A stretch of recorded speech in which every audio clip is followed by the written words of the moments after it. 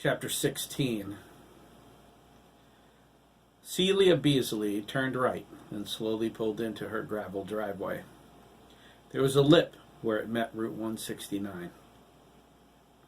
If she went too quickly, the car would lurch from side to side. Celia didn't care for that. As old as she was, and in the early stages of osteoporosis, the slightest unexpected movement caused her back rifling pain. She had enough aches for an army. She didn't need any more. Besides, her grandsons were pooped out from their trip to the Putnam Cemetery. They needed rest. Dougie was sprawled on the back seat, lightly snoring. His cheeks were damp from sobbing in his sleep. Something haunted his dreams. He mumbled incoherently about a farm or a farmer.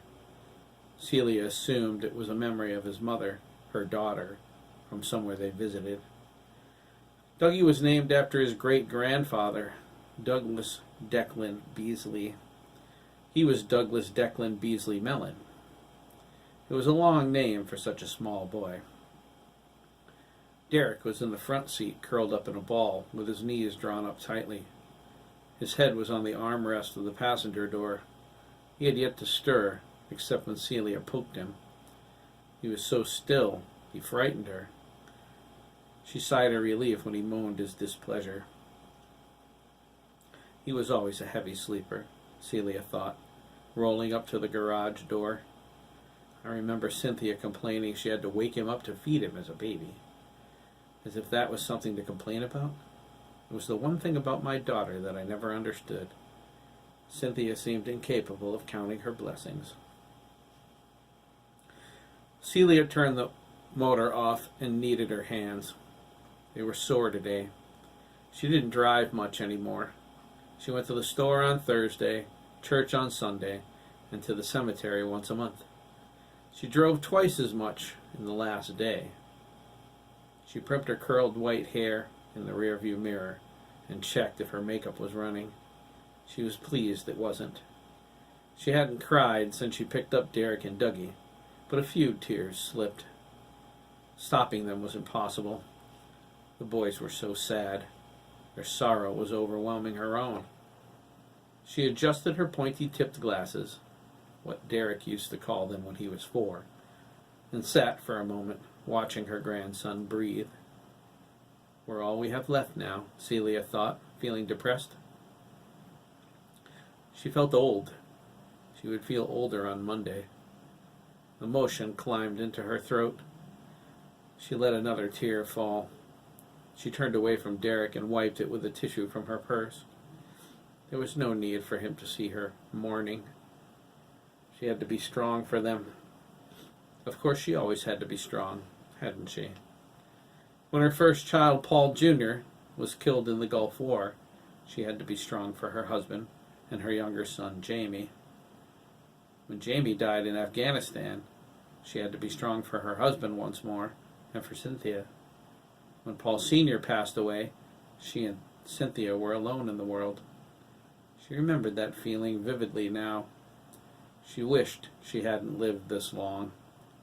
No parent should have to bury their children.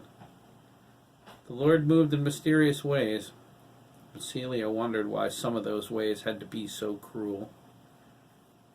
Derek stirred when she opened the door. The rush of the summer heat quickly dispelled the yellow Plymouth Grand Fury's air conditioning. Celia managed a half-smile when his sleepy eyes met hers. Derek seemed lost for a second, but then realization came over him. He set his head back down on the armrest and closed his eyes. He hoped sleep would claim him again so he didn't have to think about anything else today. He felt drained and overwhelmed with emotion. If one more thing came his way, he was going to explode. Celia patted his thigh. "Come now," she said. "Grandma's going to make some soup for lunch. Wake your brother, and you boys can help me." "I'm not hungry, Grandma." Derek sighed, sitting up. He rubbed his eyes with his fists. He blinked a few times and focused in on the gazebo in the backyard. "Can I sit out in the yard?" I want to be alone for a little while. Celia gently ran her fingers through his soft red hair. Her heart broke at the sadness in his voice. She leaned over, kissed his cheek, and eased out of the car. Then wake your brother, and he can help me, she offered, slinging her huge purse over her shoulder. The family lovingly called it her suitcase. It was big enough to be one. I'll save some for you in case you change your mind. Her white hair glistened in the bright sunlight. We're having French onion, your favorite. Derek leaned toward her and managed a slight grin. I like French onion, he said. His stomach growled. Maybe I am hungry. I'll call you when it's ready. Derek watched her slowly walk to the Red Ranch's side door. She struggled up the first step, her movements rife with age and pain. She pulled on the door twice. When it wouldn't budge, Derek moved to help her. The door opened on the third tug before he could get out of the car. She disappeared into the kitchen, struggling over the last step. Derek sighed. His grandmother was old. He wished she wasn't. He wished she was young enough to take care of him and his brother. It wasn't like he didn't want to be with the McKees. He knew he would be happy there once he got used to Jeremy's new power. No, it was something he couldn't put his finger on. He felt lost, cut off from the rest of the world, a leaf in the wind. The moment he reached his grandmother's house this morning, he felt grounded, centered. The McKees were like family to him, but his grandmother was family. She's too old, Derek sighed. He thought about how long she had left to live, but then thrust that thought away. He didn't want to go there. He leaned over the back seat. He slapped Dougie hard on his buttocks. Ow, Dougie whined, slowly sitting up. What did you do that for? He asked. He started to sob. Derek's heart sank. Oh man, Doug, he whispered, leaning over further. He hugged his brother awkwardly. I'm sorry, okay? I'm sorry. Dougie cried on his shoulder for a little while, but he reined in his emotions. Celia came to the side door to call for him. When she saw her grandson's embrace, she turned away. She didn't want to interfere in their moment. It was a long time in coming. Derek and Dougie usually fought like cats and dogs. Dougie wiped his face with his shirt and sniffled. Derek slumped back down in the front seat and shook his head. I'm mean to you, huh? He asked. When Dougie didn't answer, he nodded. Yeah, I guess I am. Not always, I guess. Well, pretty much then, Derek said. He looked at his brother and locked onto his soft blue eyes. Not anymore, okay? He asked. I promise. We're all we've got left, Doug. Dougie shook his head. We got Grandma, too. He considered his words carefully and continued. And Virginia, and Chris, and... Yeah, okay, Derek interrupted, waving him away. Go help Grandma. She's making French onion soup. Really? Dougie's eyes lit up a little. I like French onion. Derek opened the passenger door. Dougie climbed out of the car and slammed the door behind him. Derek looked at him amazed. Thanks, Doug, he thought. Sure, I want to sit in the car all day. He said nothing. He scooted over to the driver's side and got out the door his grandmother left open. He wondered if she left it open for him or if she forgot to close it. She was like that sometimes.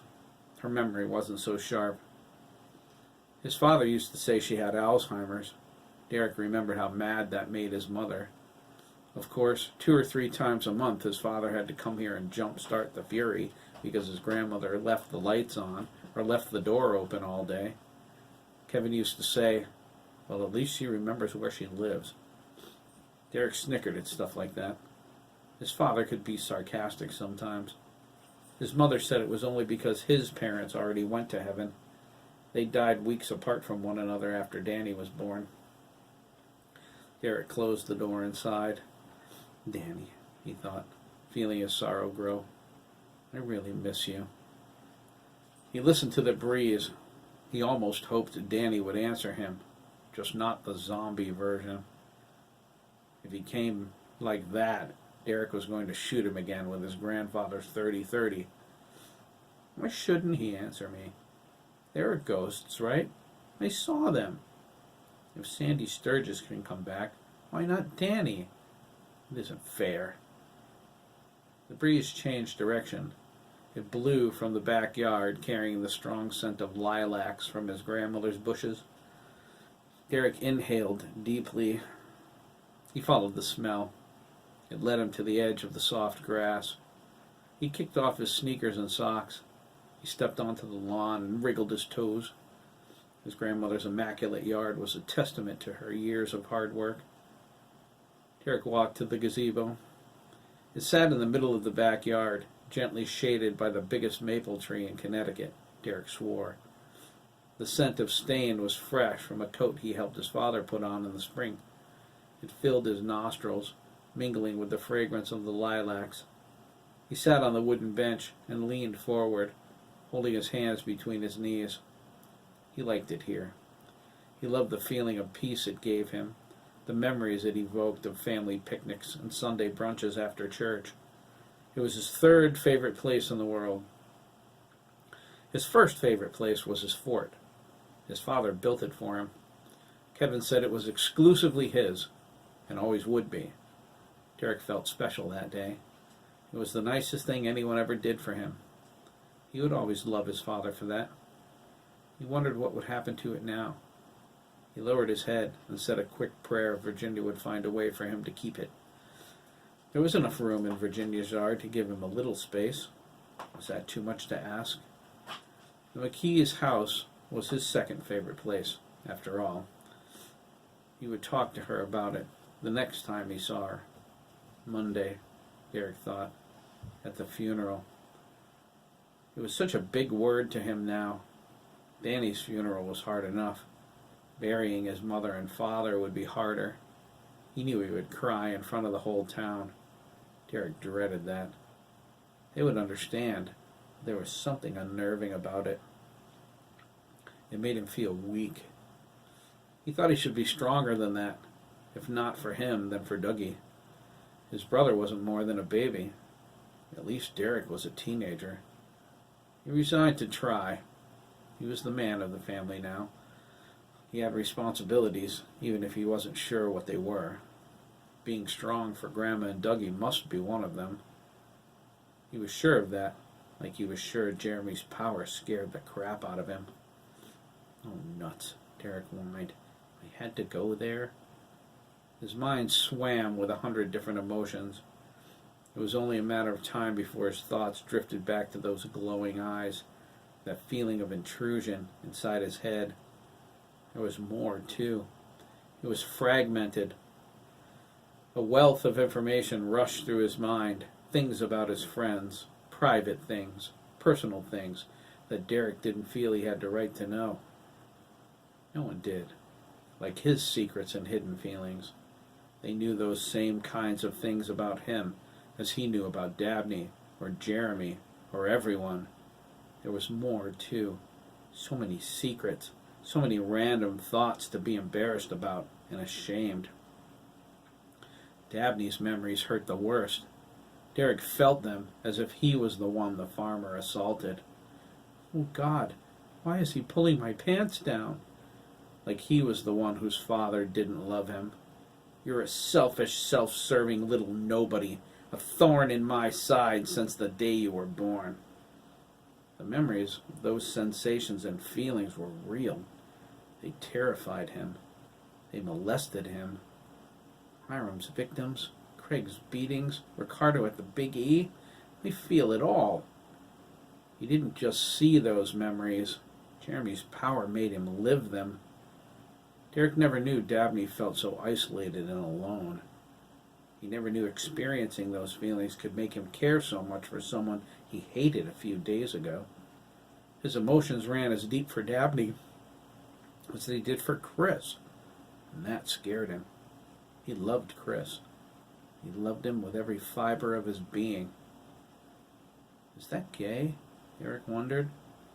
He glanced nervously around. Jeez, I have to be quiet. What if Grandma hears me? It was the truth. He loved Chris. How could he not?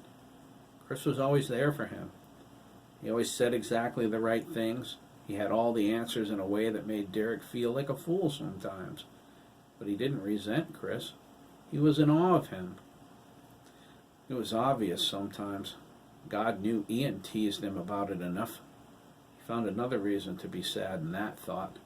Ian was gone too. For all the times he made Derek angry, they were still friends. Is this what life was? Having someone only to lose them? Derek thought he mastered that one already. Derek poked around his grandmother's yard the next half an hour. He noticed things about it he hadn't before. He walked by the green pepper plants in her garden and determined they were precisely a foot apart from each other, like someone measured the distance with a ruler. He remarked how heavy the lilacs seemed, how their flowered heads drooped, as if bowing to him or in silent prayer. He imagined his father walking with him, holding his hand. He heard Kevin's whispered words of hope precisely as he would say them. Derek knew it wasn't real, but it was what he needed to hear. As he neared the edge of the property by Route 169, he caught movement out of the corner of his eye. He strained to see through the pines. He concluded it was an old station wagon, the kind with the fake wood on the sides. He heard the door open, shut, and then the car sped away. Derek peered through the branches, trying to see who got out. He scratched his head, wondering why anyone would do that. The nearest house was another half-mile up the street. He didn't see anyone. Derek thought, could be a hitchhiker. Whatever it was, he dismissed it. He felt deflated and tired. If there were anything in the world he wanted to do, other than eat a bowl of his grandmother's French onion soup and lie down, he would have liked to be at the beach. The thought made Derek relax. He loved the ocean, the cool water, the air filled with the scent of salt and seaweed. The waves came in and rushed back out, taking the sand from beneath his feet. Another wave would bring it all back. It was the gentle song of a vast span of infinity. Derek wanted to be there, floating on a raft, dangling his feet in the sudsy, wet oblivion. He closed his eyes and imagined he was. He felt the warm, soft sand. He heard the cries of seagulls as they fought over his McDonald's french fries. Yeah, Derek thought, holding his arms out to his sides and spinning around. The beach. I want to go to the beach. A whole day in the sun, and I really would be the lobster boy. Derek opened his eyes. He was startled. His grandmother's backyard was gone, and he was at the beach. What the heck? He asked. His heart skipped a beat. He rubbed his eyes and blinked spastically. He dropped his hands and stared wide-eyed at the shore. Oh, man, Derek cried, whirling around. He clenched his fists, ready to defend himself.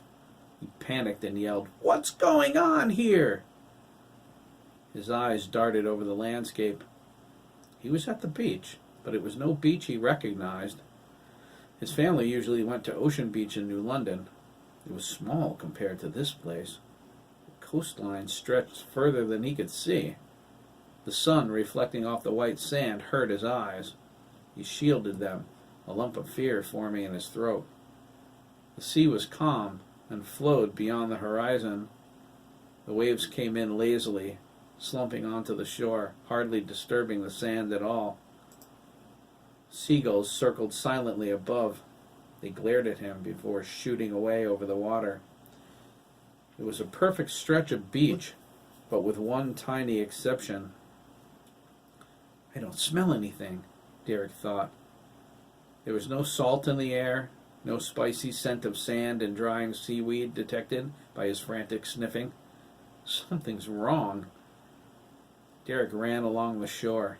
The sea didn't feel right either. It looked and sounded right, but the smell and feel were wrong.